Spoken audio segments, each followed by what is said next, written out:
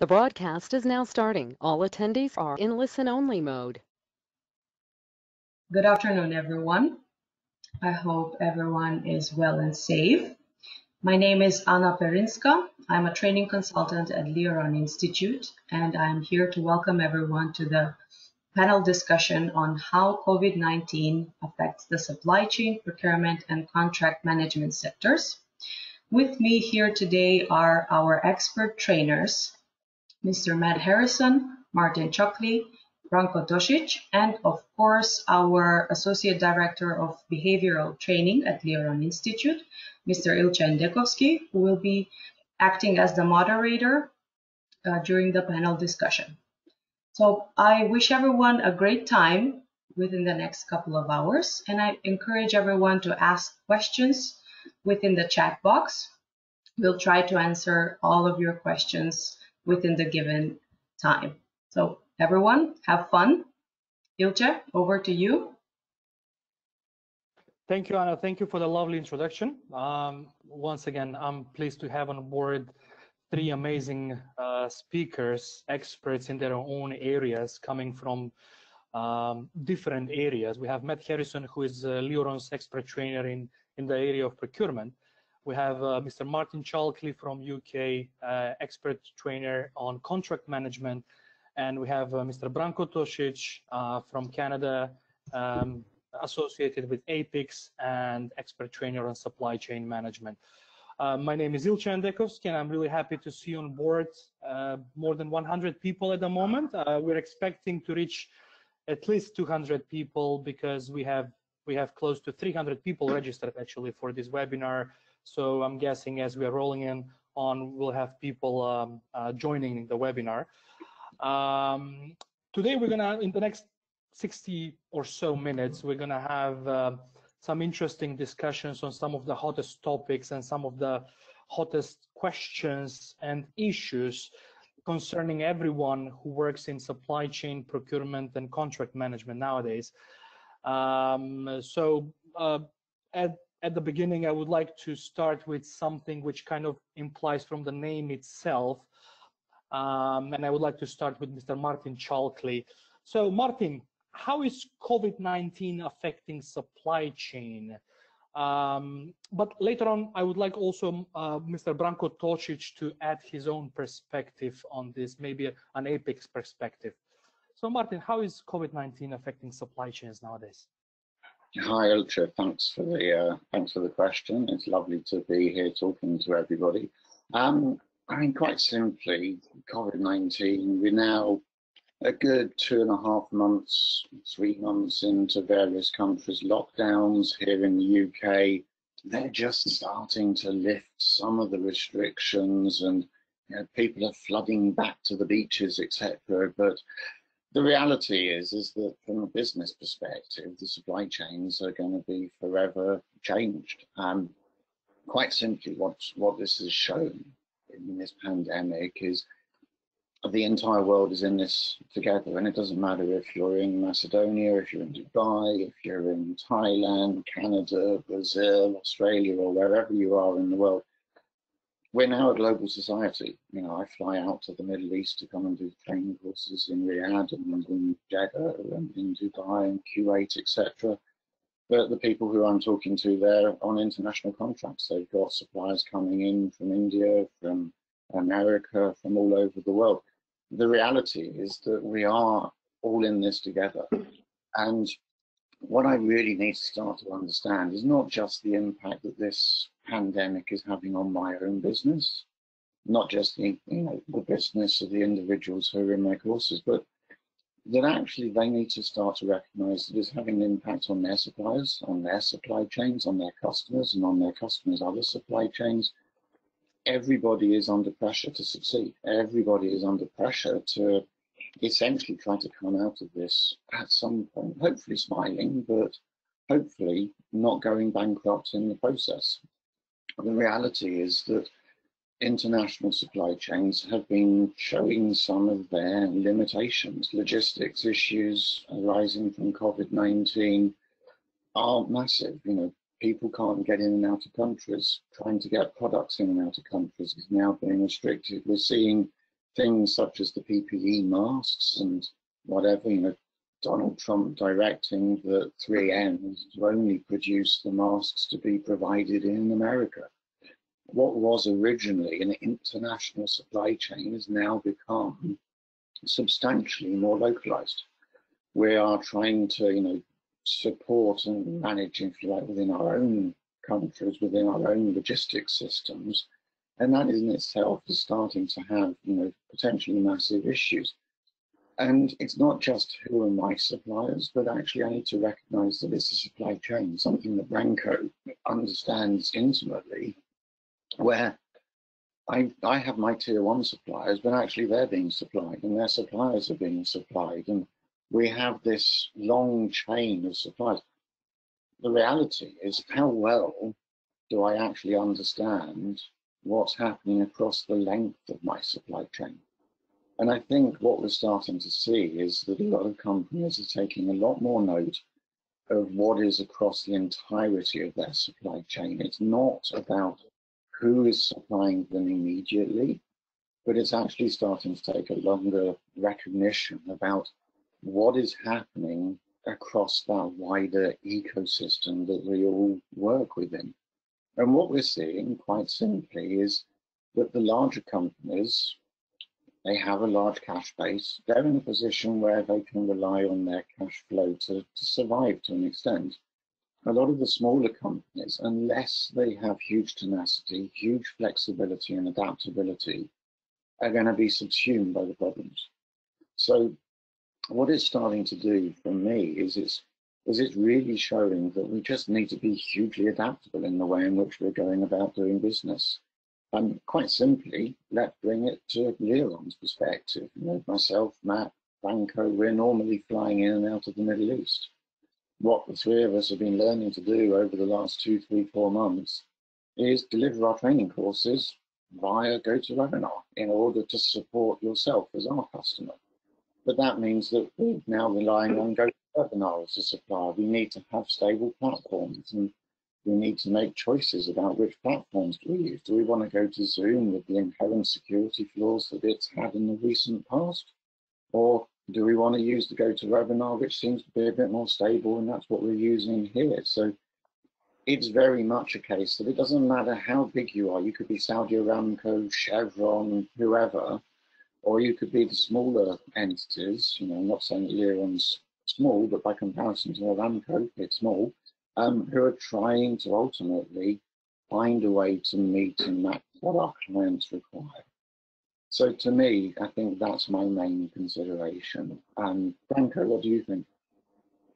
Well, I think that the supply chain over the last couple of months, you know, for a supply chain, we say the chain is as strong as the weakest link. I think have broken over the last 2 months. And I think there will be a major change in the thinking of the supply chain and how to restart it, how to keep going. Because over the last 2 months, what we've seen is the supply chains for the basics, things that people need as food and PPEs and that kind of stuff, that has worked. It had to work. We couldn't do it without it. But for the other things that were not daily necessities for the people, there wasn't much of and I think there will be a lot of rethinking, analyzing for the companies to start looking at what has happened, what have they learned from this, and how they can make sure that in the future their supply chains can sustain themselves.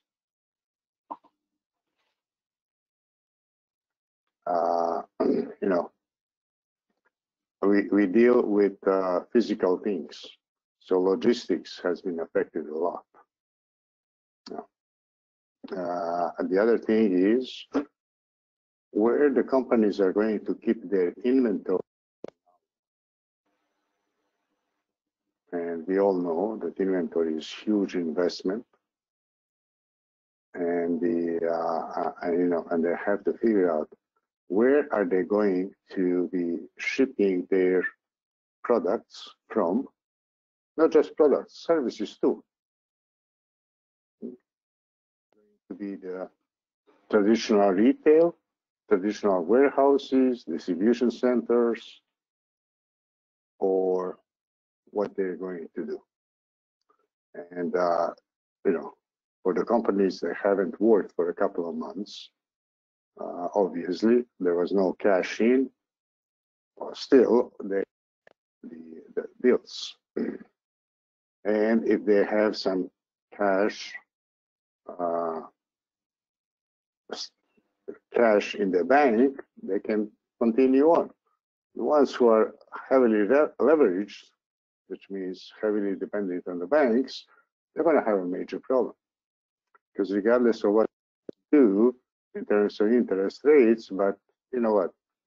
At the end, you have to pay your loan whichever way you are, whether that is a line of credit, whether that is the long-term debts, short-term debts, or whatever, you're going to have to pay. So I would say that COVID has been devastated for a lot of smaller cash-strapped companies, and they will probably not survive. But for the larger companies who have, good financial backing, whether that is through investors or their own money in the bank, they will,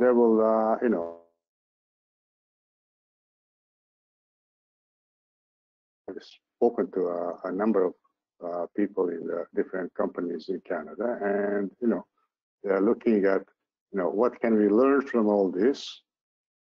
How is our supply chain? How can we make a supply chain more resilient to whatever happens? Because I think, natural disasters are usually regionally located, but the pandemic is global. All of a sudden, it's global. It just moves from one place to the other. The epicenter of it is just moving from China to US to South America. So, for the global companies that have operations or have suppliers and customers in all those areas, they have to figure out how are they going to do it from now on. Very good. Matt, since your expertise is kind of more into the area of procurement or purchasing, how do you see the current situation affecting the procurement function within the organizations? I think the best thing to do is for me to give you a bit of background, yeah? So I started to work in procurement in 1995, and I worked for a FTSE 100 manufacturing company, and pretty much everything we bought came from the UK. And then I moved to work for a company called BAE Systems, big company that most people have heard of, and pretty much everything we bought came from the UK. So this was about 1995. So, about 1995. And I decided, talking to my boss, I was like a junior buyer, and I said, what we need to do is we need to start doing some global sourcing, because everyone was talking about it. My main driver at that point is I wanted to go and travel around the world for free looking for suppliers. So what did I do? I identified suppliers all around the world, and for example, I went to Indonesia, and I found a supplier in Indonesia, and we managed to get the parts from Indonesia to the same quality level on the samples for less than 90% less than we're paying for in the UK. So we did that. It was a lot of issues and problems, but we made it work. And then we started to go global sourcing. That was really, for me, the beginning of global sourcing. Then it went on and on and on because the suppliers became better, the cost savings were huge, and it's gone on and on and on and on until we've got to this stage now. And obviously, this global sourcing with the barriers of borders and stuff like that is now starting to cause a huge issue. So what's going to happen moving forwards? I think organisations are going to looking at is this global sourcing good for us, or is it too much of a risk? You know, what are the chances of another COVID-19 coming next year or the year after? Probably really, really slim, isn't it? But people are going to be looking at what they do moving forwards. So do you think that the COVID-19 will actually affect the appetite of the organizations towards global sourcing? I think so, and maybe some organisations will say we would like to source everything from the UK, for example. But what's going to happen then? Like, as Martin said, there's tier 1, tier 2, tier 3, tier 4 suppliers, and if you dig deep enough into the supply chain, you'll probably find some of their items come from global sources anyway. And actually, to add to that point, one of the things that I've been seeing a little bit here in the UK is, whilst there is almost that sense, as Matt's suggesting, of the retrospect of moving from a global sourcing back down to a more local sourcing perspective, a question that frequently appears in the classes that I manage, that I deliver for you guys, is about single sourcing, sole source arrangements between myself and my supply chain. And it's long been recognized that having a single source or sole source arrangement is a vulnerability to any organization. But I think there's also going to be a vulnerability now to potentially, if I actually contract my global supply chain down to manufacturers all being in the same geographic region. So it could no longer be that single source is just the mentality of I'm only going to one supplier. It could actually be that I'm going to a multitude of suppliers for the same type of product, but within one geographic region. Because, you know, as Matt says, as Branko says, if we have another COVID-19 in a year or 2 years' time, whilst it might not necessarily affect part of my supply chain, if I've now narrowed my supply chain back to a specific region, that in itself might start to create another a vulnerability. So I think part of where you're coming from, Matt, is we need to find the right risk appetite around how am I balancing my local sourcing versus my international sourcing. And we need to start to relay it back to people's appetites for going into single and sole source arrangements. Martin. Sorry. Go on, Branko. Branko, please. Okay, I'd like to add to it. I mean, single sourcing is the most efficient way of providing the materials, the parts, the products to the customer because of low costs and so on.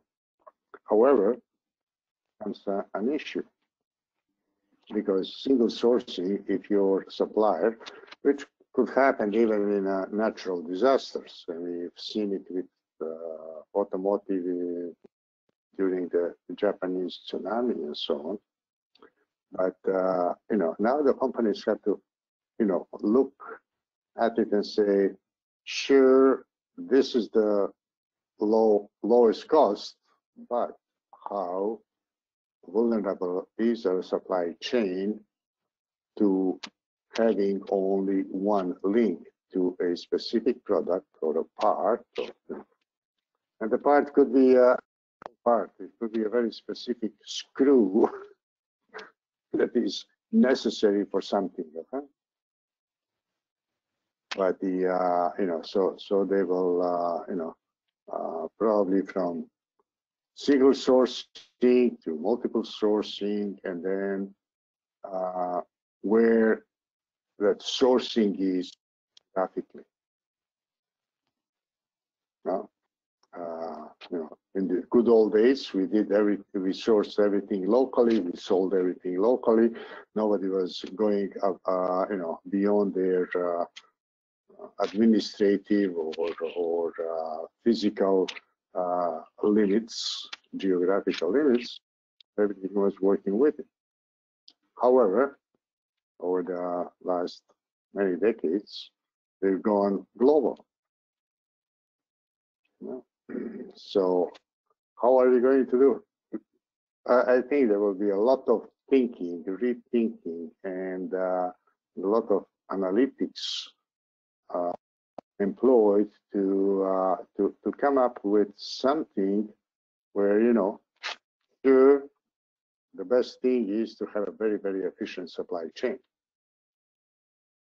But it has to be responsive too, and we have to figure out how to reconfigure the supply chain in situations like this. How can we get suppliers from Africa as opposed from China within a couple of days? And keep going. Let me just say something. One of the questions I get all the time as well is, should we ever be single sourcing or should we multiple source? How should we do it? And the answer to everything is it depends, isn't it? Let me ask you a question. That is the best answer that consultants do. But it's true. Like, why don't I'll ask you a question, yeah? Why don't you multi-source your ERP system? Yeah. Could you do that? What? Run SAP and Oracle together, just so you multiple source to give you four. You can't do it. So sometimes you have to single source. That's right. And it depends. You need to look at your requirements and you need to come up with the clear requirements, and then you build the supply chains that you need. And sometimes we will single source, definitely. Yeah, not only single source, sole source, many times is the only way to source. So what we might be looking at is where I'm moving potentially into that single source arrangement, at least do they have resiliency and backup manufacturing facilities, for example, so that, you know, if they're based on the east coast of Japan, I recognise that they may well get hit by a tsunami or however that is, in which case do they have some kind of resilience in another part of the world so that we can switch the manufacturing location. And it'd be the same. We've seen COVID-19 move in waves from China to Europe to the US and down now to Brazil.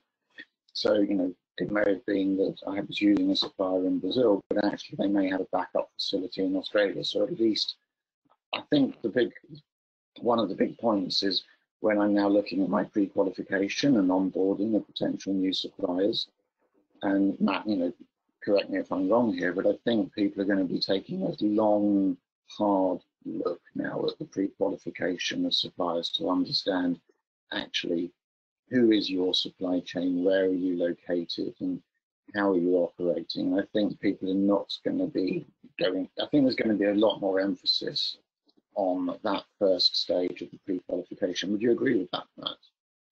I agree with you 100%. So the first thing you need to do when you're sourcing things is you need to come up with clear requirements. And a lot of organizations, they get the users to come up with the requirements, and what should happen is the users should work with the procurement function and they should build the requirements together, because there's lots of things that need to be considered, and lots of examples like you've just given, yeah. And if just the users do it on their own, they probably won't consider that. They're just thinking about the technical aspects of the product or service that they're getting. So hopefully procurement will become, I don't know, procurement's a really important function. Hopefully it will get more recognition in many organizations because of this, and people can build supply chains that meet all the requirements of the organization. True. Yes. When it comes to procurement, sourcing or supplier management, but procurement in general, I have to say that probably negotiation is one of the most important aspects. So I would like to ask Martin, what's his opinion? How is this current situation actually affecting the negotiation in the whole procurement process now? Oh, absolutely. I mean, it's a fairly large part of the contract management course that I deliver. We spend an entire day going through planning and negotiations and so forth. And what we're starting to see here is, you know, the four of us, we're having this conversation using internet-based technology. Traditionally, lots of negotiations generally being done face-to-face, and people have experience and familiarity built up over the years of doing face-to-face based negotiations. But this is a completely different ballgame. There's lots more tactics that I could start to integrate into the way in which, you know, even starting to consider which tool am I going to now use, because I can't meet with you face to face in person. We can't discuss it over shisha or in your office or in my office or whatever that is. And the reality is, you know, am I going to have this negotiation by telephone? Am I going to do it via Zoom or video conferencing? Are we going to have the negotiation by WhatsApp? And all of these start to introduce their own tactics, their own mentalities. You know, there's the wonderful perspective that in negotiations, in communication generally, 58% of my communication is actually the body language. 35% is, you know, if you like, it's either 58 and 35 or 55 and 38, I can never remember which, but it's going to be about the tone of voice, the speed of my voice, the conversation that's coming out and how animated I am. And only 7% is actually the words. So as soon as I now move away from face-to-face, which COVID-19 is essentially forcing upon us, I'm now into a different scenario, a different game. Now, I was talking to one person recently, they gave me a wonderful tip. Said, if you're having a negotiation with somebody in this kind of environment, I've got the three of you in the middle of my screen, but I can minimize you and have you at the bottom of my screen.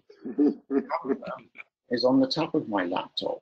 So if you're down here, it's like I'm starting to talk down to you. It's Martin, I've already done that. Yeah? I'm joking. It creates that sort of sense of superiority.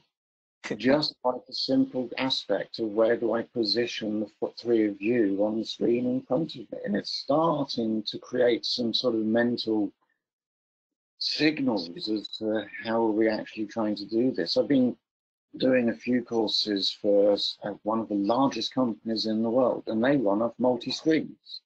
And the lady who's been leading that, the conversation is with the side of her head, because she's got the video on this screen, but her camera is on that screen. And I've had an hour-long conversation with her where she's been talking to that screen and not to this screen. That makes for quite a substantial impact on the flow and the style of the conversation. It changes the dynamic. So we need to start to recognize and understand new skills. A complete new skill set is going to be needed if we're going to be doing a lot more of these types of negotiations by WhatsApp, by telephone, you know, because COVID-19, I'm not allowed to get within 2 meters of anybody. I can't get on a plane at the moment to fly to places to go and have negotiations and conversations, you know. I now need to understand there's a completely different approach. So we need to recognize that we have to very quickly upskill our negotiation capabilities to take on board all of these mentalities. Certainly something that we're starting to build into the CCM program to make sure that actually some of that skill set is going to be coming out in what I'm teaching when I'm next delivering that course. Great. Matt, I've been to your courses, especially to the CAPP many times, and I know that you're spending a big chunk of your focus towards negotiation in procurement. And I know that you have an amazing exercise that the participants are practicing practically during the course. What's your view on this? How is this situation affecting the negotiation in procurement and purchasing? So we have CIPP runs over 5 days, yeah? And on the 4th day, we spend the whole afternoon doing a negotiation exercise. And the title of on the slides, it says negotiation. Actually, we're not just doing negotiation for half a day. We're talking about negotiation right from day one, because good negotiation comes down to building a position of power. And how are we going to build position of power? We need to build competition. If we can build competition, we put ourselves in a strong position. If we get all of the prices broken down and we can understand the cost drivers, it puts us in a strong position. So actually, you could say the whole thing is about building the right environment for the negotiation. So yeah, in the CIPP program, the first thing we talk about is the baseline. The baseline is understanding our current position, what we spend the money on, and what our requirements are and how well our existing suppliers meet our requirements. Then it's about understanding the market for the category. And once we understand the market for the category, we can start to build some high-level category strategies. Once we build high-level category strategies, we can identify all of the global suppliers or local suppliers, whatever it might be, for that. And we're going through a structured process, step by step by step. By the time we get to negotiation, we're already in a strong position because we've generated that position. So yeah, it's all about negotiation really, because it's a fundamental part of the process. Very good. Branko, you want to say? No, nothing. I just okay. made a comment.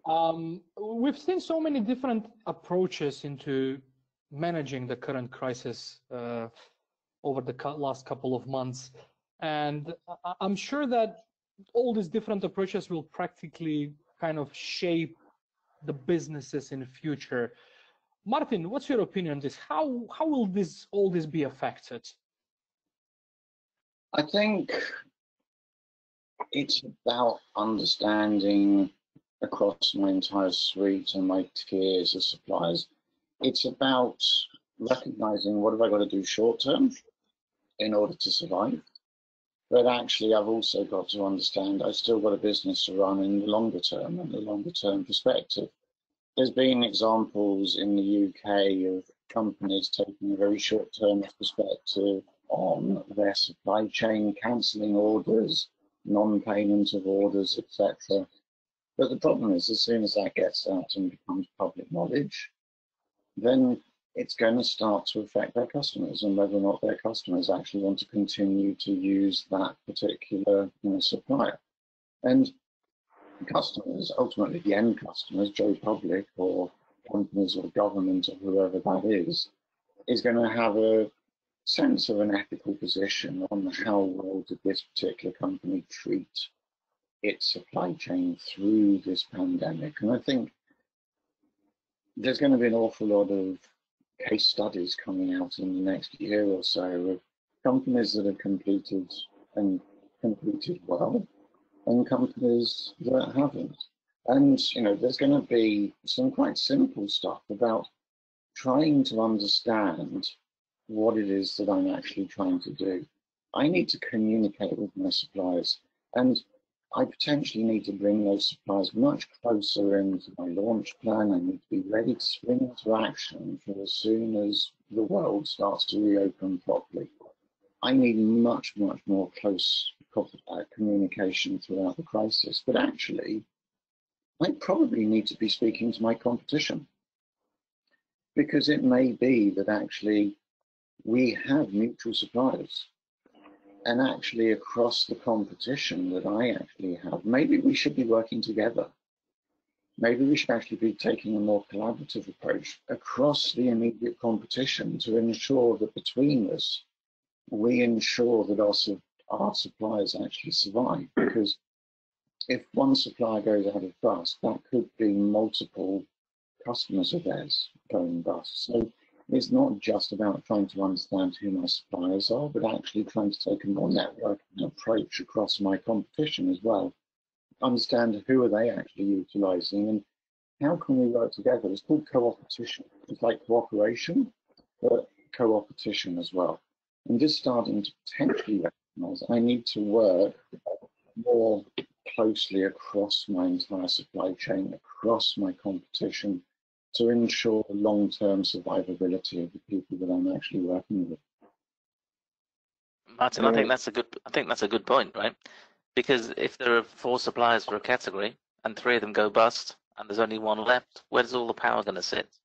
Exactly. So yeah, we need to think long term. I was involved in a tender before. I won't say what it was for, and it's in the UK, and there were 4 suppliers, and one of the suppliers had bought one of the other suppliers, and I was about to take the business away from one company to give it to another company, and then I realized what's going to happen. I'm going to end up bidding myself a monopoly situation, and I might have great prices for a year or 2 years, but once there's no competition, I've got nowhere else to go, and my price is going to go through the roof. Yeah.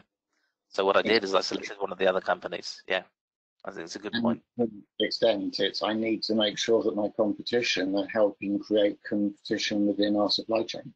Absolutely, yeah. If we all end up actually, creating a monopoly within our supply chain, we absolutely end up in a situation that we just described. Another thing that we have to look at is the other side of the supply chain, and that is the customers. Customers and the customers. You might have a great market in one area, and something like this shuts the market down. And where do we find another market? And how are we dealing with our customers? So I think that, as you said, get closer to the suppliers, work with them much more closely, but we have to work much more closely with the customers. Typically, companies look at the most profitable customers and they serve them, they provide them all the service because the profit is there. But if that most profitable customer is not in a position of purchasing anything, you have to look on the other customers who are not as profitable, but at least they provide you with some revenue to survive.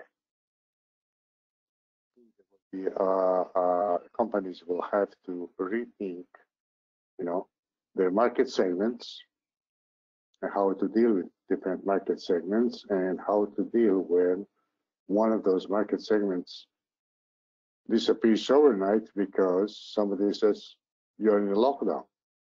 But somebody says, the virus says, okay, and everybody is reacting to it. So I think that's and that obviously affects the logistics. How are you going to move stuff from the location that is not working anymore, but it might be stocked with a lot of product that you need? How do you extract that product and move it somewhere where you can provide that product? So, there will be a lot of challenges in a very short term, and a lot of rethinking in the long term. And I think that's a really valid point, actually. The communicating with your customers and having a really close communication with your customers through this time so that they understand how you're operating, how this is affecting you, ultimately is going to build up loyalty between yourself and your customer base. That's right. And I was having a conversation with one of my customers. It's another training company based in London. And in the conversation I had with them, you would think that the only company who was being affected by this pandemic was them. They had no understanding that there was anybody else on this planet who was being affected by this pandemic, and no consideration as to how is it affecting me, Martin Chorley. They couldn't care. What's that going to do to mold my loyalty towards providing them with my A team in the future? I'm going to go to other companies, and I'm looking at one of them who's always going to get my A team because we've been working together far more closely through this pandemic. And the reality is, history shows firms who market well through crises tend to come out in a good shape.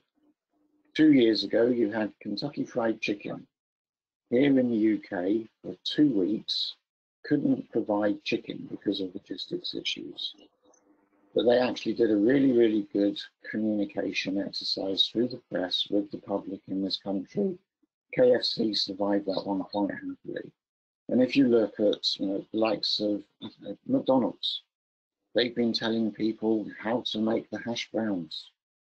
Now, here's our secret recipe. Somebody else at Nando's, I think, said, here's the secret recipe for how to make one of our chicken burgers. And it's trying to keep that relationship with your customers through this type of pandemic that's going to maintain the loyalty between customer and supplier when we come out the other side.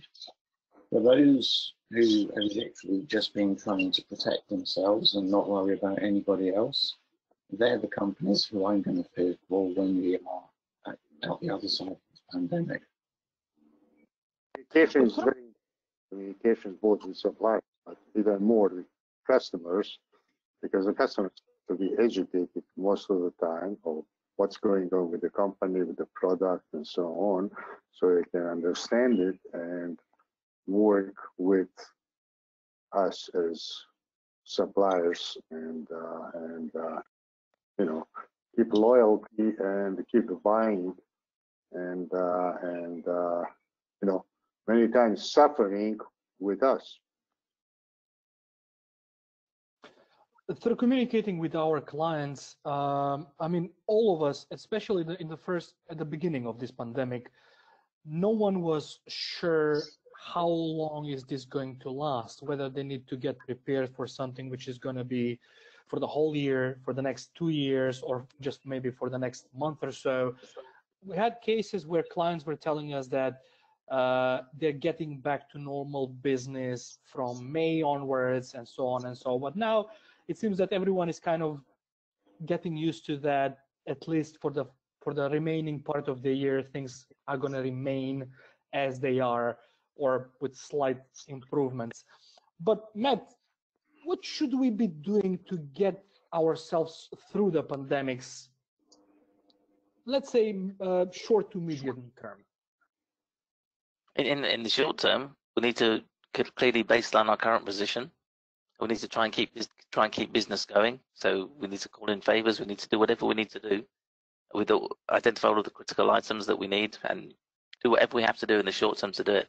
What we want to do longer term, though, is build the right supply chains that are going to stop us having these issues moving forward. And everything I come back to, it will be going through the process, yeah? Understanding your requirements, understanding how well you meet your requirements, building the requirements as an organization, so it doesn't just meet the user's requirement, it meets everybody's requirement, and then going to market, doing the tendering, etc., etc. One of the good things I think one of the good things that could potentially come out of this COVID is organizations will be much more focused on procurement because of the problems that they've seen.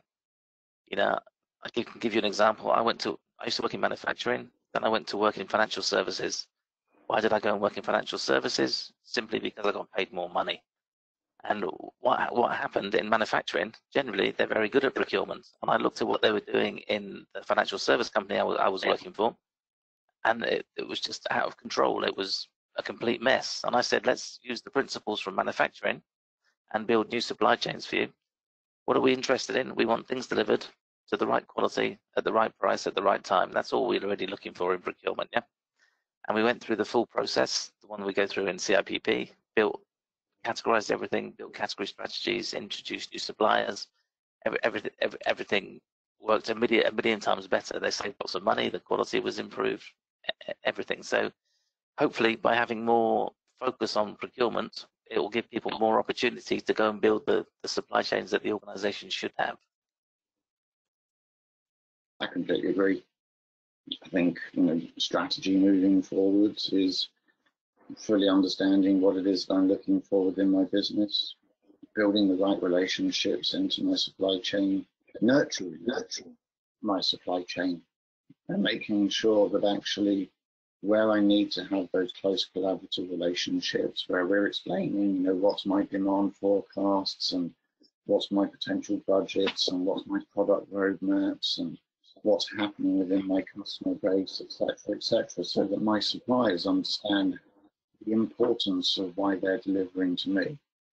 Because what I've seen in the CCMP is that in large part procurement has been focused on just how to get the cheapest or how to, you know, negotiate for the best price. And really what this particular pandemic has shown is that what I should be looking for is the value. Ultimately, I can get the cheapest, but if it's going to have a negative impact on the long-term survivability of my business, then I'm really not doing the best thing. And down at a personal level, what I think is it's just, you know, about people investing in themselves. It's about, you know, if I'm going for the job interview, one of the questions that people are going to be asking is, what did you do through the pandemic?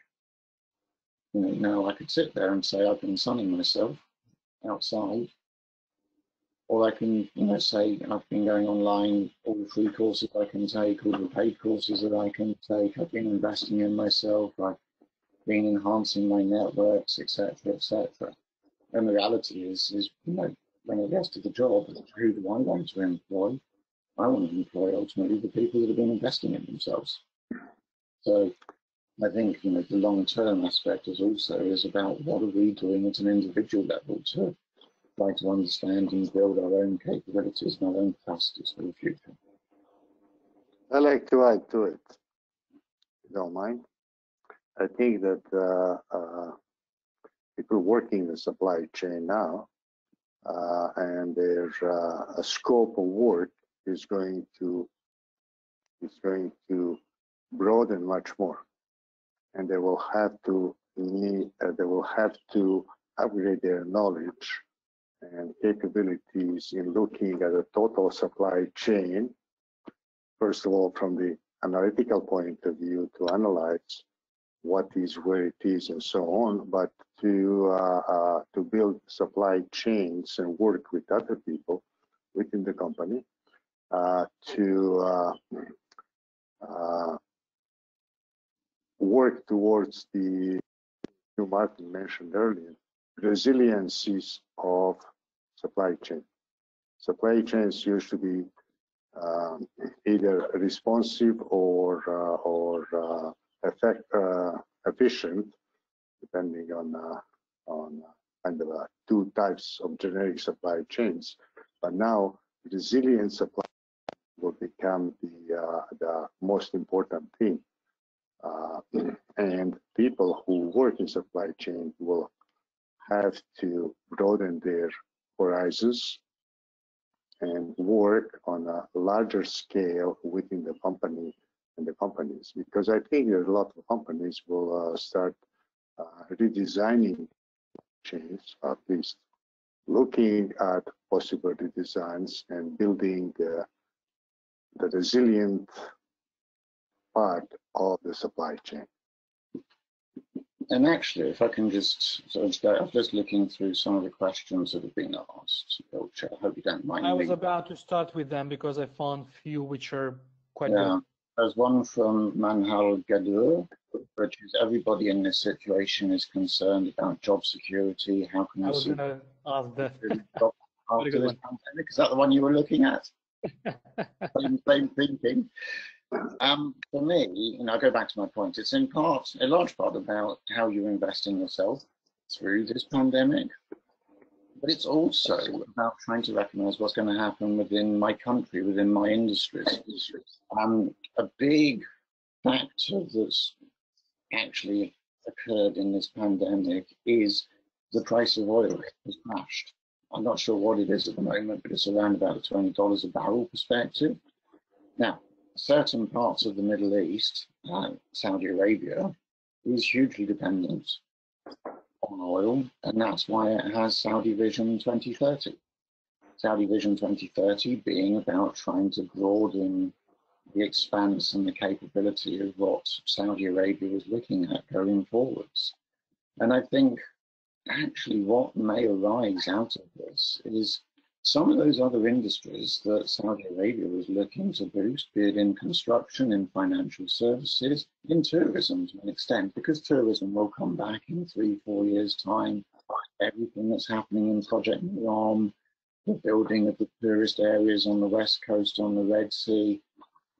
I think that the job market in Saudi Arabia in 3 to 5 years from now, people are going to be looking at the likes of the major oil companies and saying, actually, do you know what? That's less interesting to me now. It may have been interesting in the past, but over the course of the next 15, 20 years, dependencies on oil reduce, investment in electric vehicles and so forth. People are going to be starting to broaden their experience.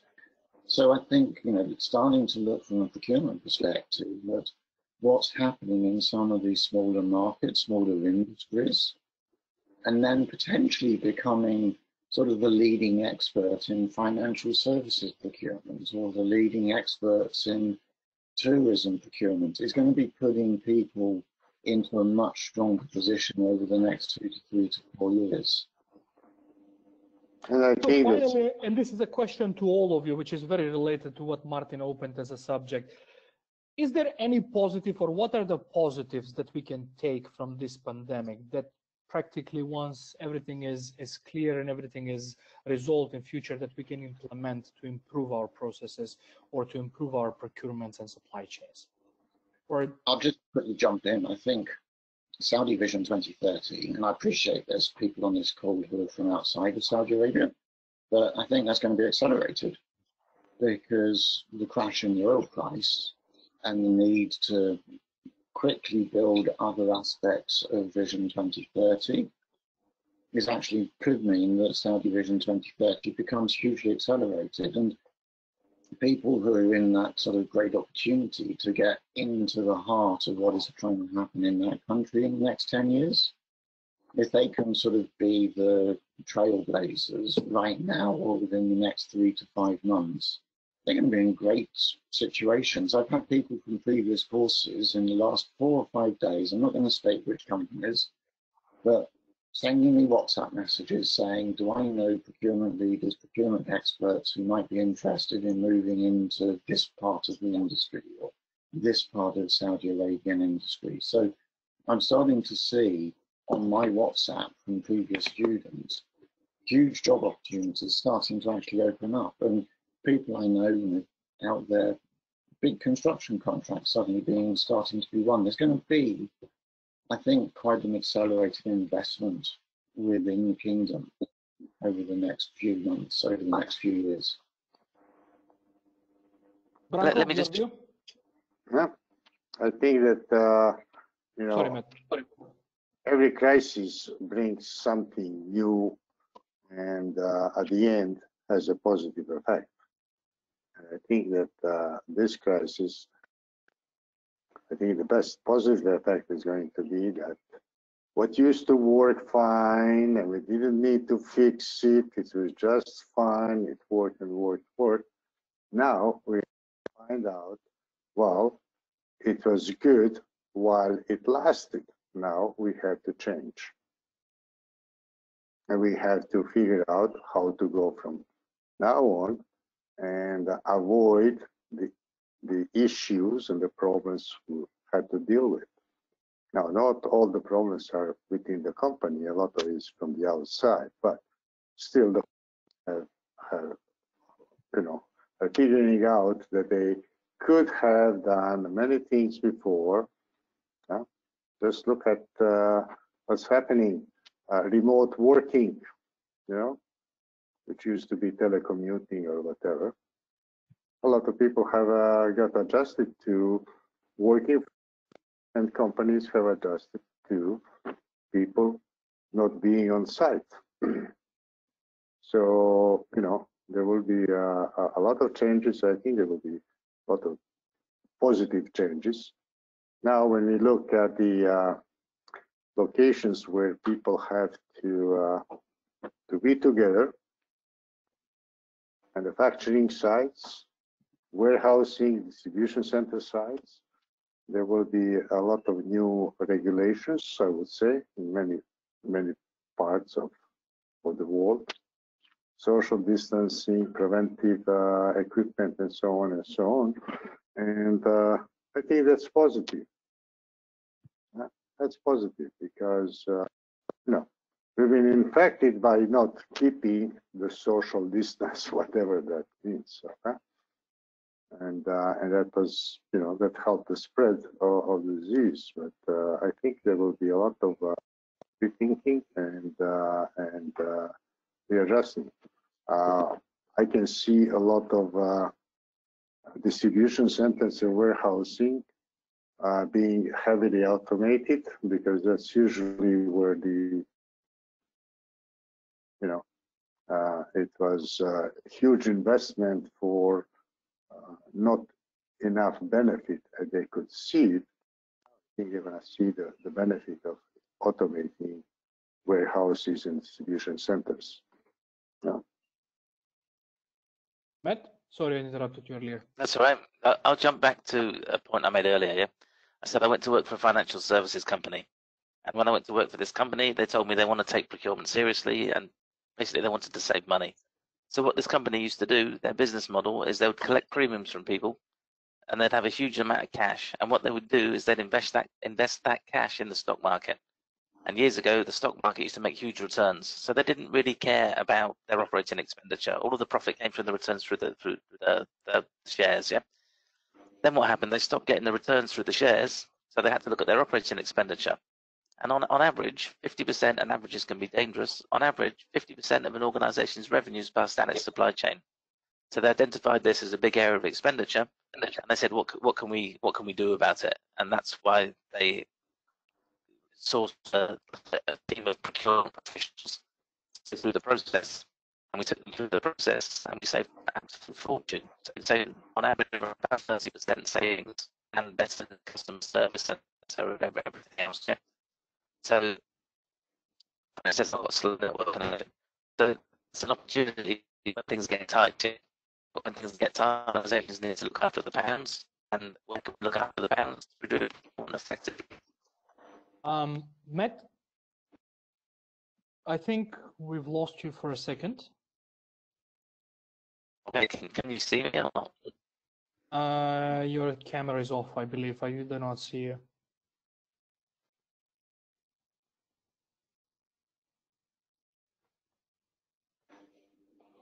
Can you hear us? Can you hear me now? Yes, we can hear you now. You can finish your thought.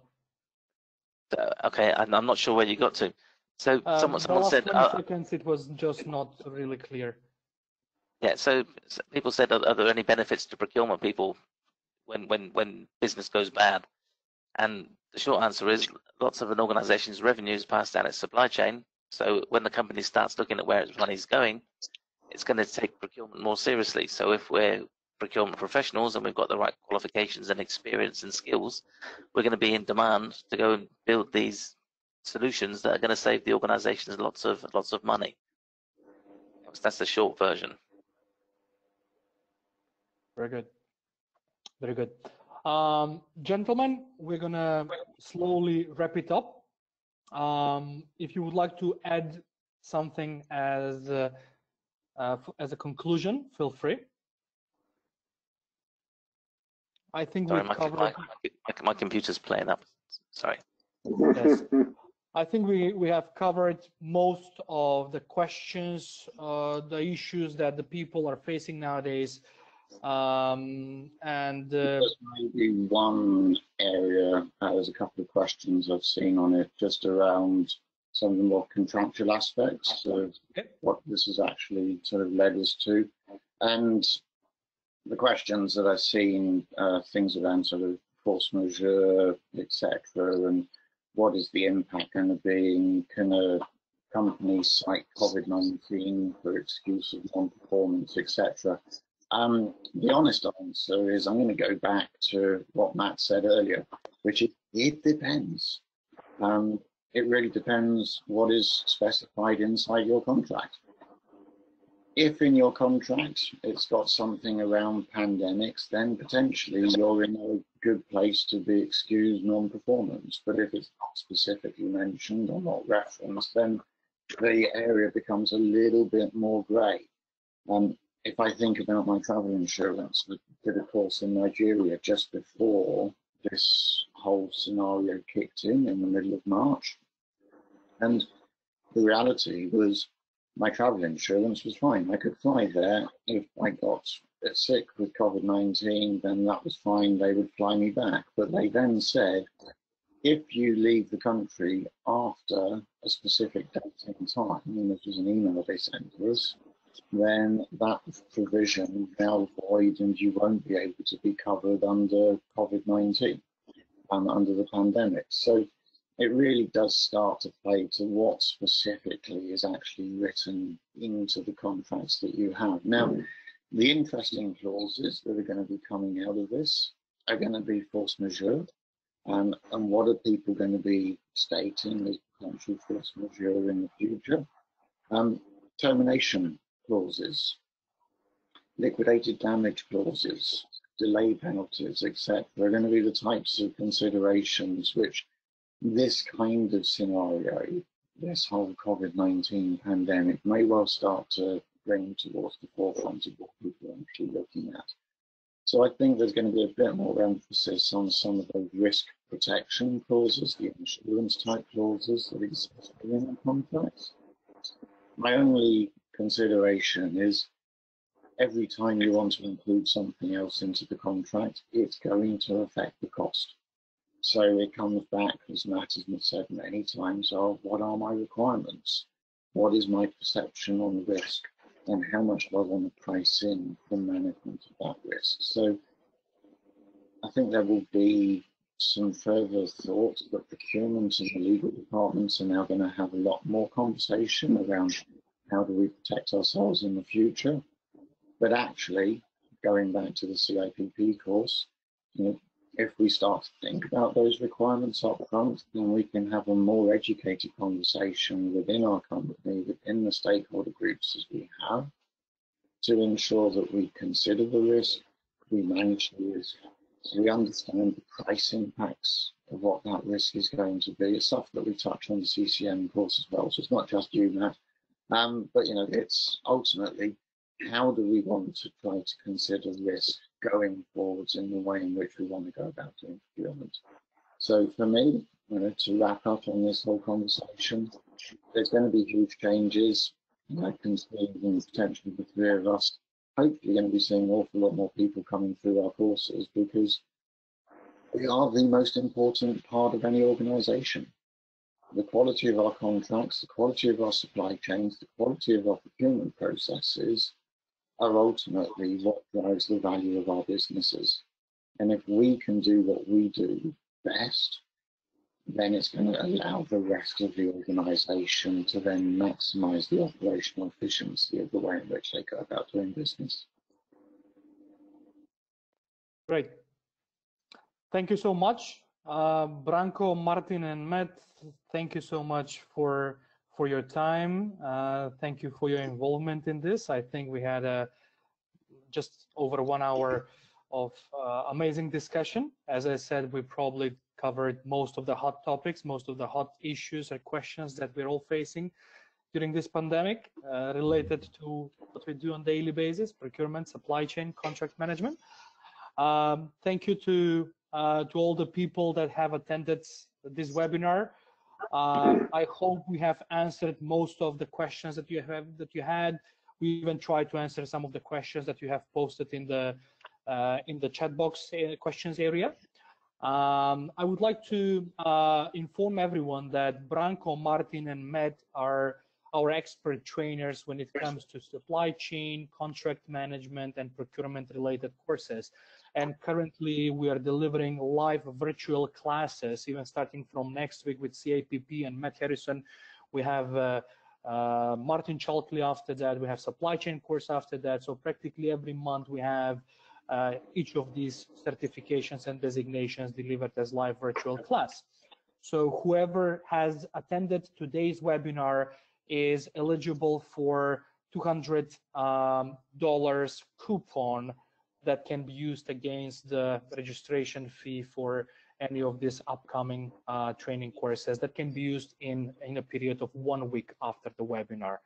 So whoever is interested, feel free to contact us. You have our contact details, Anna's or anyone from our company, and we'll help you with whatever is needed from training and development purposes. Thank you so much, everyone. Anna, I'll leave it to you. Thanks, Ucha. Thank you. Yes, sorry, I interrupted you, Branko. I just want to say thank you for organizing this, and I hope the people have that are attending have got some value of it, and you know, they can always contact you, and they can always get in touch with us, I guess. Definitely. Thanks so much, Branko. And I wanted to thank all of you for taking the time to share your wisdom for procurement, supply chain, and contract management. And I wanted to point out one more time to all of our attendants that each and every one of you will receive a certificate of attendance a soft copy in your emails. And as well as Ilja said, there will be a voucher of $200 US, which you can use as a discount for any of our upcoming sessions. So thanks everyone one more time. Hope you had a good time, and I hope to see you soon again. Thank you. Bye-bye. Thank you. Bye-bye. Thanks very much, guys. Thanks. Speak soon. Bye-bye. Bye-bye. What do you do here?